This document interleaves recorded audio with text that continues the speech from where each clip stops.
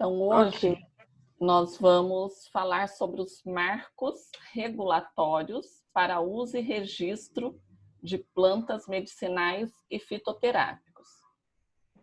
Então, a gente tem que primeiro saber qual é o conceito, né, de fitoterápico, qual é o conceito de planta medicinal.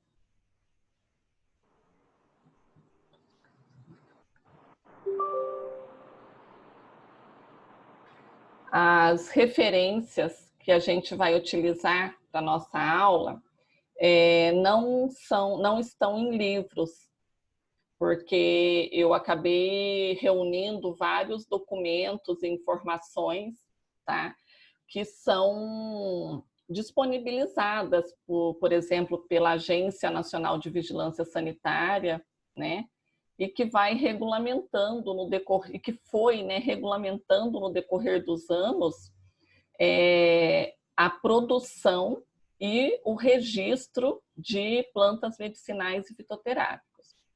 Então, eu coloquei aqui, né, para vocês como as principais referências para esta aula, essa resolução de 2014, que ela dispõe sobre o registro de medicamentos fitoterápicos e produtos tradicionais fitoterápicos, tá? Página 1 a 34, e o formulário de fitoterápicos, que ele é de 2018, faltou eu acrescentar o ano aqui, depois eu vou colocar, tá?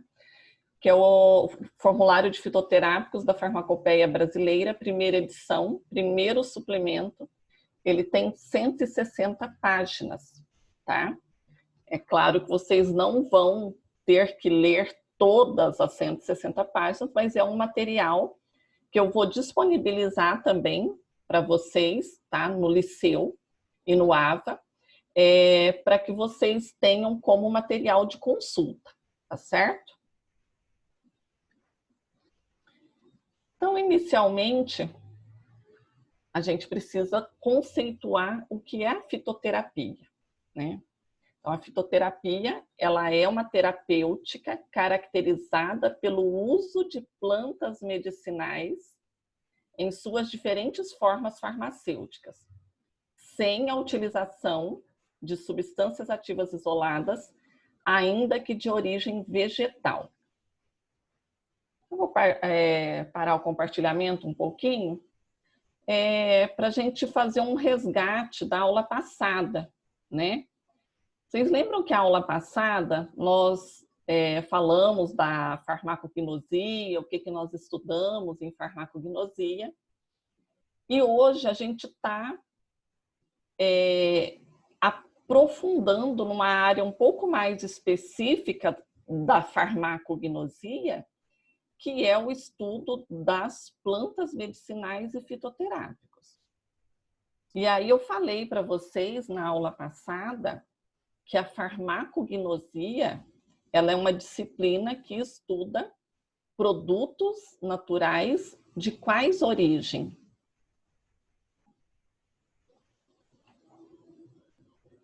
Vamos fazer um pouco da retomada da aula passada, né?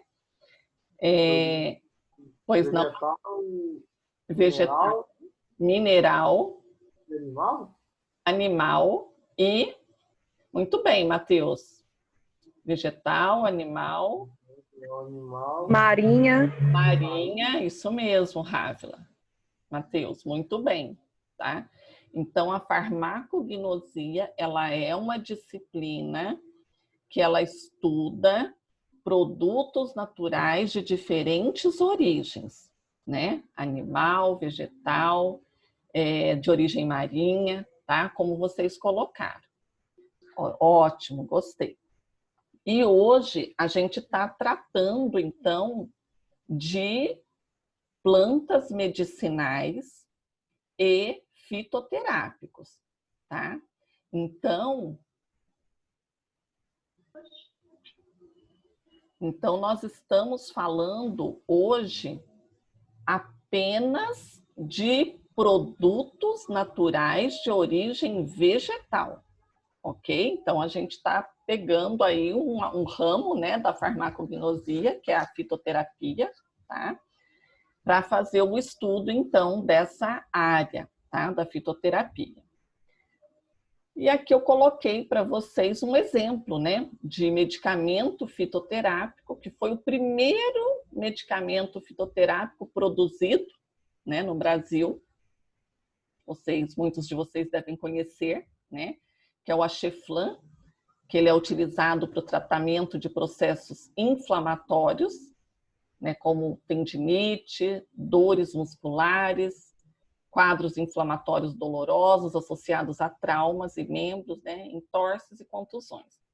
E olhem só a espécie vegetal que é responsável pela atividade biológica do Axeflan.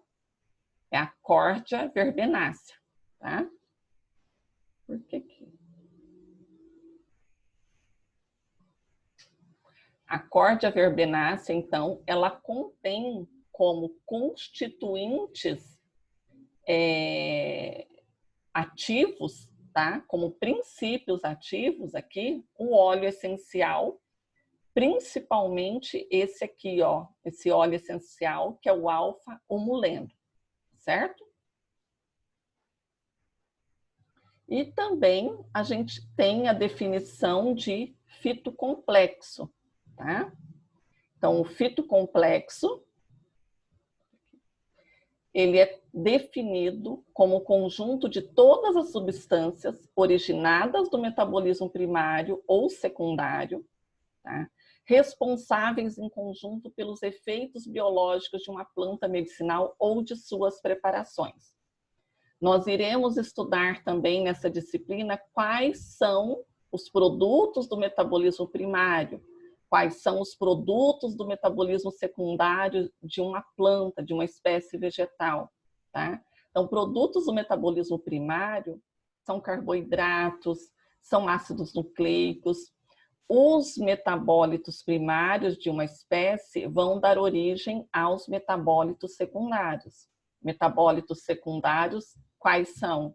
São flavonoides, são alcaloides, óleos essenciais, como eu citei o exemplo do Axeflan, tá?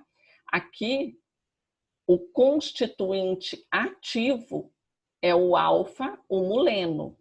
E esse alfa-humuleno, que é um óleo essencial, ele é considerado ou classificado como metabólito secundário, tá certo?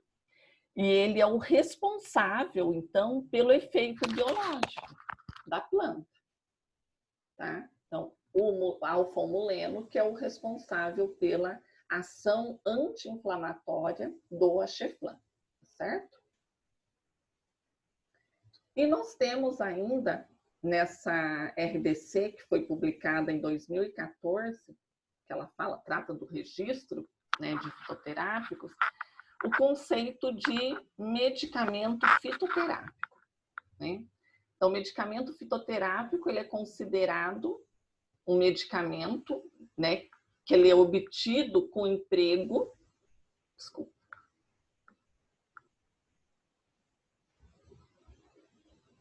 com emprego exclusivo de matérias-primas vegetais, cuja segurança e eficácia sejam baseadas em evidências clínicas e que sejam caracterizados pela constância de sua qualidade. Então, olhem só algumas palavras que eu destaquei aqui: segurança, eficácia e, não está destacada, mas é importante também, qualidade. Ou seja, o medicamento fitoterápico, para ele ser comercializado, todos esses requisitos deverão ser comprovados, tá? Por testes laboratoriais.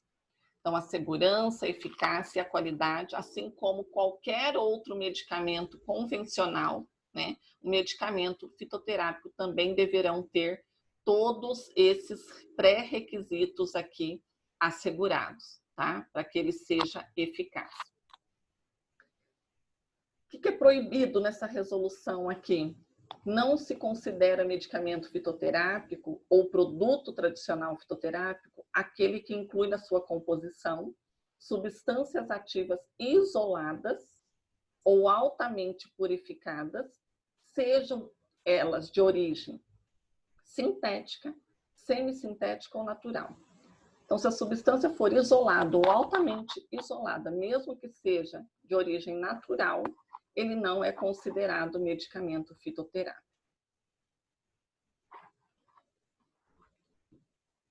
Então, o medicamento, para ele ser considerado fitoterápico, ele é aquele produto que ele é produzido por uma indústria farmacêutica, e essa indústria, então, vai comprovar a eficácia, a segurança, a qualidade, tá, desse medicamento. E nós temos uma legislação responsável pela produção, registro e comércio de fitoterápico, que é essa resolução número 14, tá, de 2010.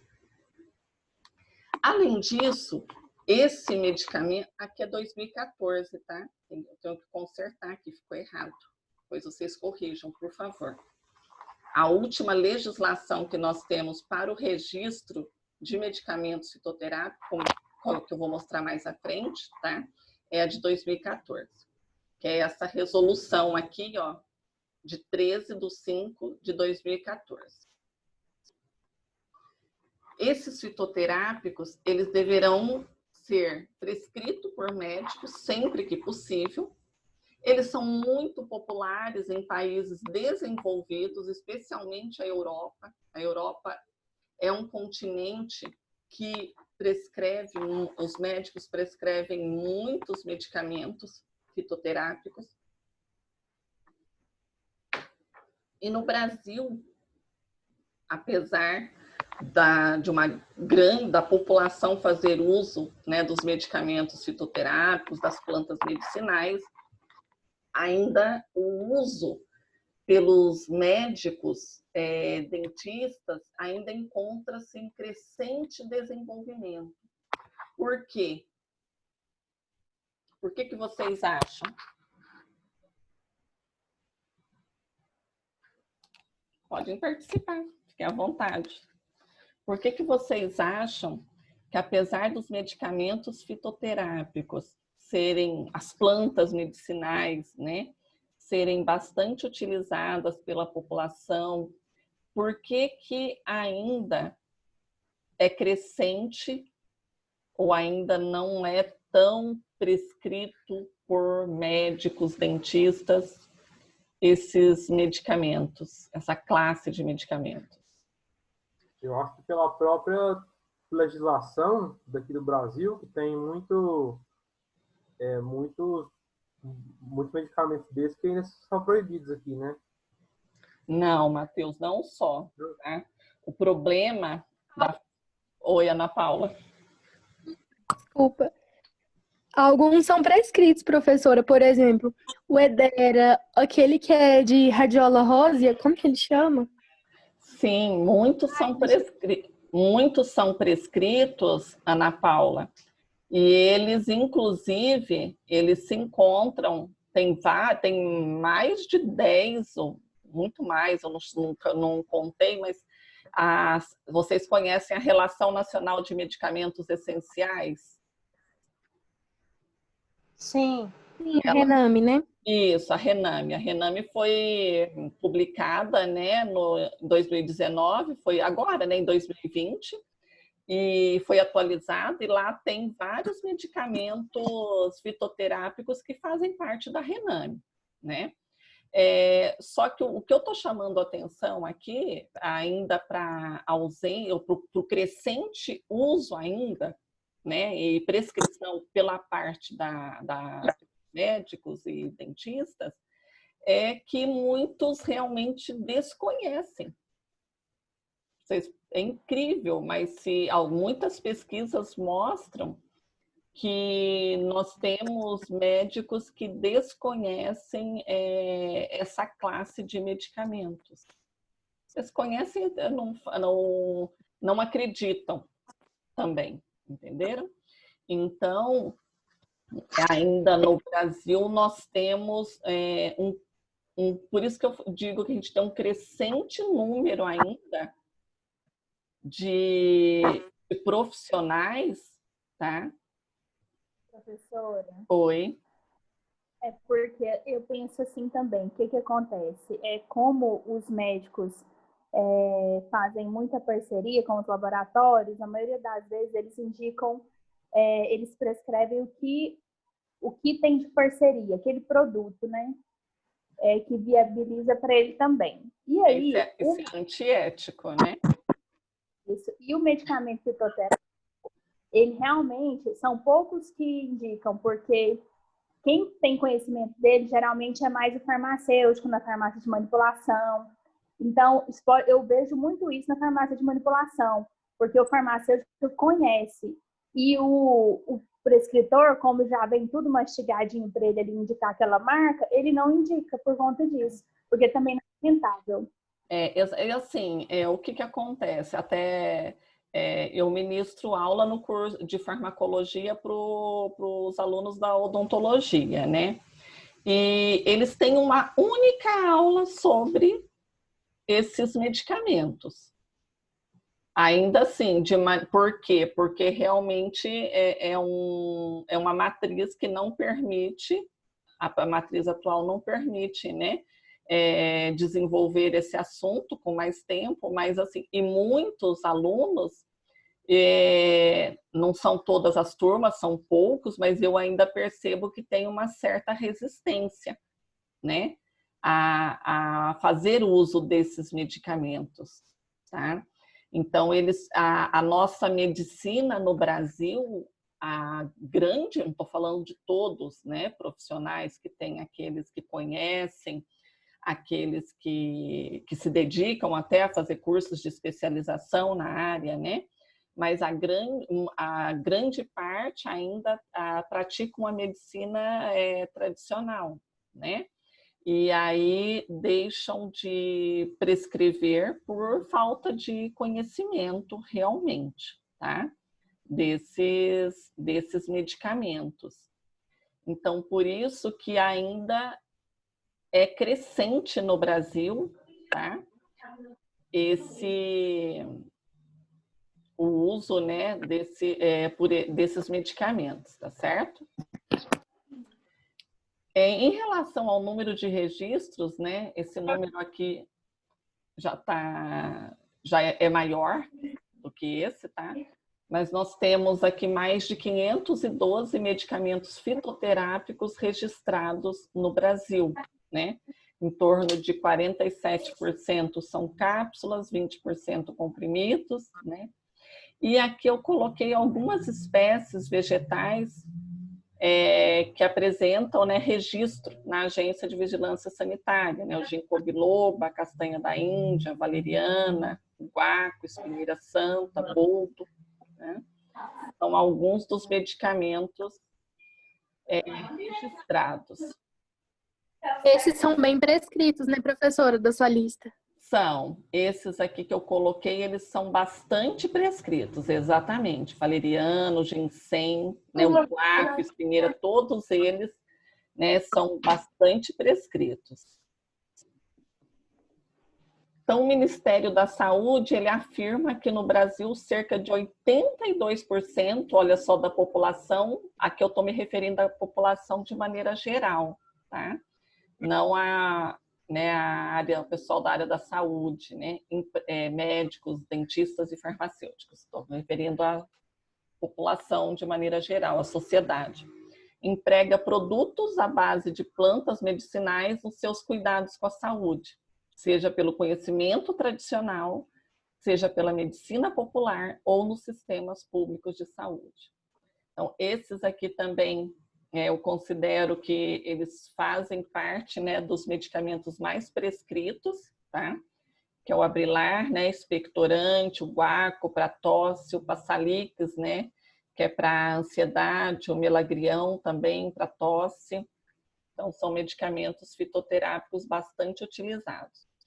Essa aqui foi uma pesquisa realizada aqui em Anápolis, em 2014, e foram perguntadas, né, aos cirurgiões dentistas que se eles utilizavam algum fitoterápico e qual que ele utilizava, né?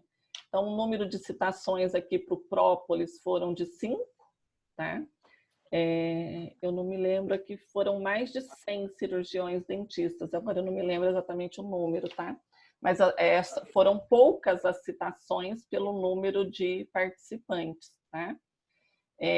Folha de batata, 3, maracujá, 3, né? E aqui as indicações. Então, o maracujá utilizado no pré-operatório para ansiedade, a folha de batata pela ação anti-inflamatória, própolis também, a folha de goiabeira também, ação anti-inflamatória, a maioria deles, né? Romã, a folha de algodão, a unha de gato, que é para tratamento de herpes, e trançagem para o tratamento de úlcera, afta e infecções. Então, os produtos à base de plantas medicinais, eles são seguros para a saúde quando utilizados corretamente. Eles são testados para a confirmação da eficácia e dos riscos de seu uso e também para garantir a qualidade do insumo. Então, é o que eu falei para vocês lá no início da aula. Medicamento fitoterápico, para ele ser comercializado, para ele ser registrado na Anvisa, né? Ele deverá, o laboratório, a empresa que o fabrica, deverá comprovar a sua eficácia, os seus riscos e a sua qualidade. Então, atualmente, há uma tendência, né, para o estímulo da fitoterapia nos programas de atenção primária à saúde, principalmente após a Conferência Internacional sobre Cuidados Primários da Saúde, que foi realizada lá em 1978.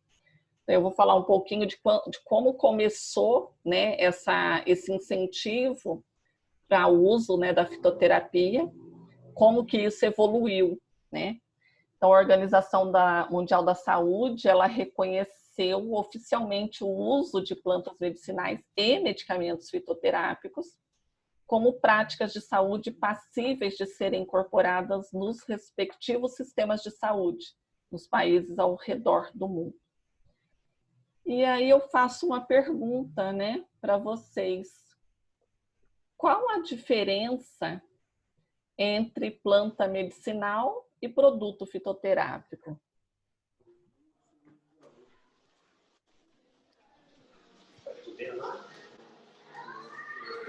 Eu acho que planta medicinal é por senso comum, né? Não foi industrializado ainda. E produto fitoterápico é o comercial, né? Que já teve um estudo e agora está sendo usado. Não? É mais ou menos isso, Ana Paula. O que tem que ficar bem claro é que a planta medicinal é um produto que ele tem uma atividade biológica comprovada, tá? Mas ele ainda não foi processado na forma de ele ainda não apresenta uma forma farmacêutica, tipo cápsula, um comprimido, né? Mas a planta medicinal, ela tem os ingredientes ativos responsáveis pela sua atividade biológica. Então, se você tem um extrato seco, tá? De uma espécie vegetal qualquer, você tem uma planta medicinal. A partir do momento que esse extrato ele passa por várias etapas, todas aquelas etapas de tecnologia farmacêutica, né, para sua produção, ele se torna então o fitoterápico, tá certo? Então essa é a diferença.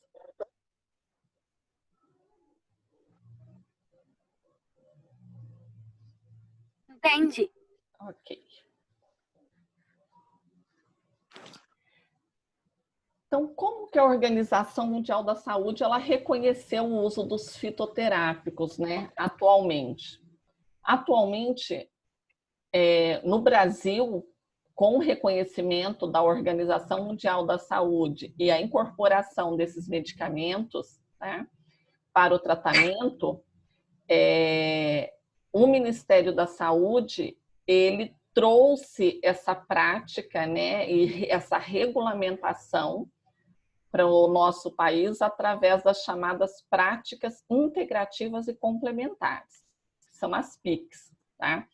Então, práticas integrativas e complementares, elas não são só a fitoterapia. A fitoterapia é uma das práticas integrativas e complementares que nós temos, tá? Mas o que o Ministério da Saúde ele considera de prática integrativa e complementar são várias, são mais de 20. Então, tipo a acupuntura, a homeopatia, os florais, né? Então, todas essas é o que nós chamamos de medicina alternativa, tá?